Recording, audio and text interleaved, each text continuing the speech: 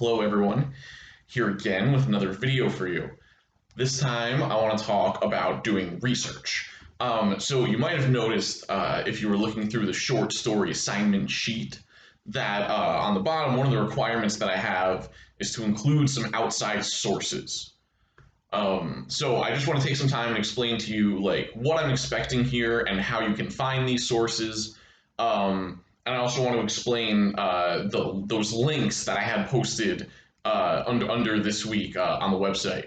I had a link to the databases that the school provides access to, and also to the Purdue OWL site that gives us some information on citations. Okay, so first of all, I'm asking for 3 outside sources. And I also say in there that one of them needs to be either from a journal, like an academic journal that you would get through a database, or it can be from a book. So the database, the other ones can be just from the internet, you know, they could be things like newspapers or magazines or like credible websites like, you know, history.com or something, if you're maybe looking for some information about the different time periods and stuff like that. With the databases, if you click that link, it'll take you to a list of the databases that the college provides access to. So I'm going to give you 2 of them that I think should give you everything you need for this class. This is important. I would definitely write this down because as you'll see when you click on that, there's like a million of different databases, right? So the 2 that I'm going to recommend for you to use, the first one is JSTOR. That's JSTOR, JSTOR. And the second one is ProQuest. ProQuest, PROQUEST.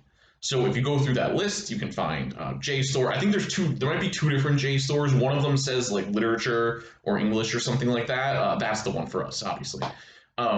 So yeah, doing these ones, you should be able to find everything that you need. As you might know, different disciplines have like different databases that are going to be better for them. Like, you know, if you're a business major or something, there might be a different database that they have you use when you get to some higher level courses. But for now, these are the most reliable, the best quality for what we're doing. So yeah, you want to make sure that you go to those. Okay, so once you get in, so you'll click on that, like you'll click on JSTOR, and it'll give you like a search bar, basically, just like you're using Google or any other kind of search engine.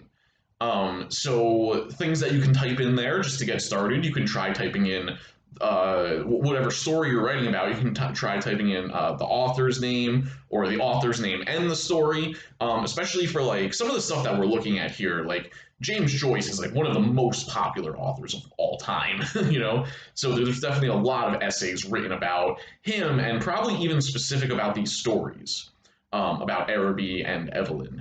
So you could look for essays that are about those stories specifically, or for any of the other authors, you could do the same thing.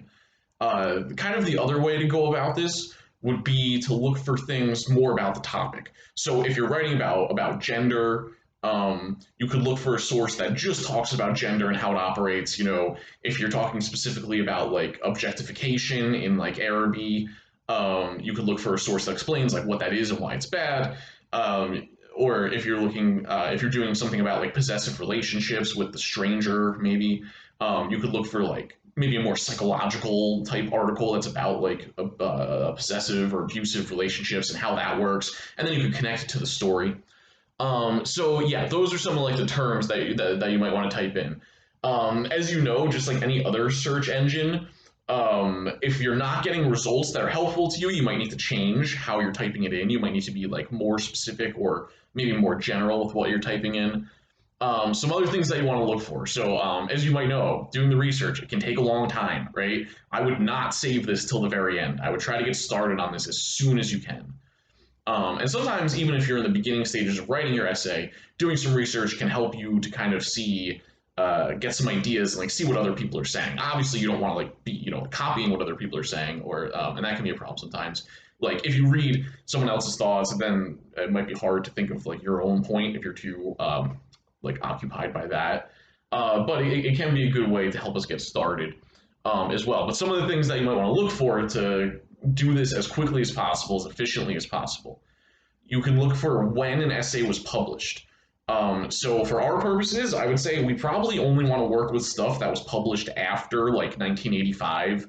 I think I've talked about before how literary analysis, before that and like the before the 70s and stuff, it was not what we're doing in terms of messages and arguments and stuff. It was more about the author's personal lives or looking at themes and those sorts of things. So that's not really going to be helpful. So I wouldn't really, if you see an essay and the title seems like it might be good for you, but then you see it was published in like 1955, I would just skip it. I wouldn't even waste my time reading it. Other things you can look at, and I think there's a way, at least on JSTOR, I know, where you can like filter the results so that it'll only show you things after a certain year. Other things you can look at is where it's published. Sometimes you might find a title that seems good, but then you see it was published in like Business Quarterly or something. It tells you like the journal that it was published in, and if it's in like a science journal or something, I don't know. Maybe that helps. It depends what you're looking for, right? But I would just be aware of like where it was published, just because you don't want to spend your time like reading an article that you think might be helpful, and then you finish it and you're like, oh, I didn't get anything from that. Other things, some articles have an abstract, they call it, which is like they'll have a little summary at the beginning. If there is one of those, I would always read that because if you read the summary, hopefully you can determine better if it's going to be helpful or not, so you don't waste your time with something that you're not going to use. And I would just emphasize that you only need one quote, right? You don't have to find like the perfect essay, especially when you're using the databases, because I know sometimes it can be difficult to work with them. But I think there should be a lot for the stuff that we're doing. Um, but all you need is one quote from an essay, right? In order to like for the outside source to count, you just have to use one quote or paraphrase from them. So even if it's just like some random sentence at the very beginning they use, but it fits with your argument that you're making, that works. The whole essay doesn't have to connect with what you want to say. Okay, so the way that we're going to use the research here, right? Because it might be a little bit confusing. It's not like maybe you're doing a little bit of stuff in terms of like facts, like if you are interested in looking at the time periods when the stories were written and stuff. But other than that, what we're going to be doing is like you want to find, so like I said, you can find essays that are also about the stories or the authors that you're writing about, and then kind of see if you agree or disagree with what other people have said about this. Or you can find something just about the topic, like I was saying. You find an essay just like about gender and try to apply that to the text. That's like a big one. I think that might be more so what you wind up doing is finding some kind of general essay about your topic and then showing how that connects to the text and ultimately supports your argument. And that's one more thing I want to say here is that I feel like the approach that a lot of us have to research, I know probably the approach that I had when I was in your position, the way that I thought about research was like you're just looking for someone who agrees with you, so you can try to like use that as evidence, right, as a way to back up your argument. Like, oh, look, this person also said this, so I must be right. At the college level, or I should say maybe like at the highest levels of doing research, at the highest levels of academic writing, that's not really how we think about research. In fact, like for professors who are writing essays or writing books, if there's someone else out there who's making the same exact argument as you, that's actually a bad thing because they kind of beat you to it, you know. Like for people at the highest level of academic writing, they need like original stuff, right? So if someone else is saying the same exact thing, that's actually bad. You want to find something new to say. The way to think about doing research is that around all of these topics, even around something like James Joyce and these or all of these short stories, even though you might think no one's ever heard of them, there's a lot of nerdy academics who want to argue about this stuff all day. So that's the way to think about it is that there's kind of like already a conversation about all of this stuff. If you're writing about Araby, if you're writing about Dreams, The Stranger, there's already kind of, I would say, a critical conversation around these stories. So what you're trying to do is find a way into that conversation. And if you think about it, if it's like if you were standing around with like five of your friends and for some reason you were arguing about one of these stories and somebody else says, well, this is what I think, and then you just say, well, I agree with them.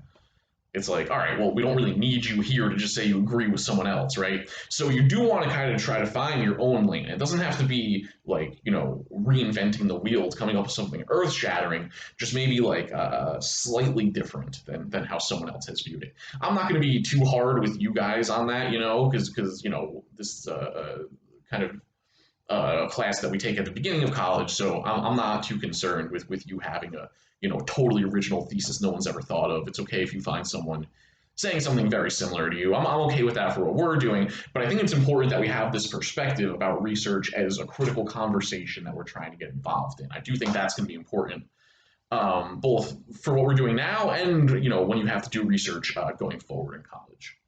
So I just wanted to bring that up. Okay, last thing here I want to talk about is the citations. So for everything I said before this about the databases and the research, there's that link that says, I think it says research databases is the link that should take you there. And then there's the other link that says info on citations. So that should take you to the Purdue OWL website. Maybe you've used this before, maybe not. But this is like the website for all things citation related. Um, it's where I went, when I was in grad school and I was writing research papers and I had to cite things. It's where I went for information. It's where professors go now. It's like the authority on this stuff. So even though we're doing MLA in this class, if in the future you are doing APA, I would still go to this site and try to look for information there. So there's two things that you need for when you use sources, including when you quote from our stories. You need an in-text citation, number one. I'm going to try to put up an example of this, but an in-text citation, what it looks like is you have your quote, and then right after it, you have parentheses, and then you give us the author's last name, like Joyce, and then you give us a page number, like 40 or whatever the first page is of the story. And then you close the parentheses and give us a period at the end. So it's author's last name and then page number. Notice there's no comma. There's no, you don't have to write the word page. You don't have to put PG. There's no periods inside of the parentheses, just the one period at the end. Yeah, so simple, just like that. Now, if you don't have an author, if you're finding an article from the internet, if you find something from a newspaper or a good website on the internet, you're not going to have a page number, right? And you might not have an author. So when you don't have a page number, what you do is instead of the page number, you give the article's title in quotation marks. So if you had an author but no page numbers, you would still do author's last name and then the title of the article in quotation marks. If you don't have an author, you just do parentheses, article title in quotation marks and parentheses, period. So that's your in-text citation. It's going to be look like in one of those formats. But the most used one is probably the author's last name and then the page number. Like for our stories, you should do that. And then you have the work cited at the end of the page.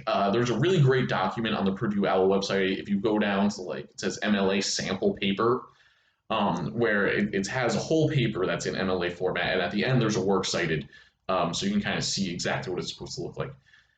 You can use these generator tools if you've ever used easybib.com or whatever. Purdue OWL does have their own generator tool on their website, right at the top of the page when you go to that link. So I would encourage you to use theirs just because they, make the rules on this stuff. So I would probably trust their generator. And then you can just plug it in. You just want to make sure that you select if it's, a book or a website. For our stories, I'm not too worried about which edition of the book that you get or whatever, because some of the stuff that I have is scanned. Some of it is, just kind of Word documents, things I've collected that professors gave me over the years.